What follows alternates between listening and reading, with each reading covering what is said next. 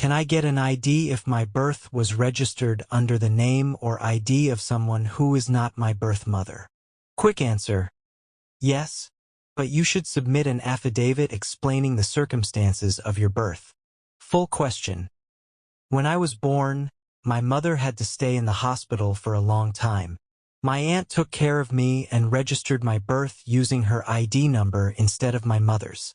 Now that I am 17 and need to apply for my own ID, my mother and I are struggling to find my aunt or a copy of her ID. The only supporting document I have is my clinic card. Is there a way for me to apply for my ID without my aunt? Detailed answer: dealing with home affairs can be a challenging process, but this is where you should start. Be sure to record all the details of your visit, such as the office, the date, whom you spoke to, and the advice you were given.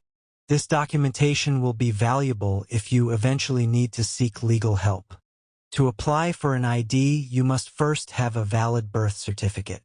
Since your birth was registered incorrectly using your aunt's ID, you will need to go through the late birth registration process.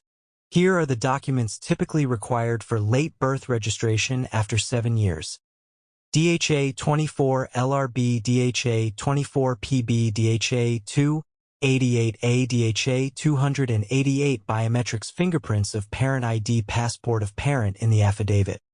Explain in as much detail as possible the situation surrounding your birth.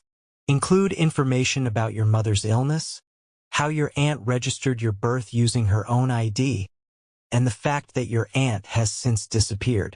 If your mother is still alive, you may need to provide proof of her existence. If she is deceased, providing a death certificate could be helpful. Additionally, you may want to inquire at Home Affairs if they have any information on your aunt in their system.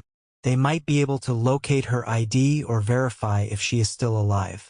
If Home Affairs does not offer much assistance, gather any documents or information you have managed to collect and bring it with you. This may help to support your case when applying for late registration of birth and, eventually, an ID.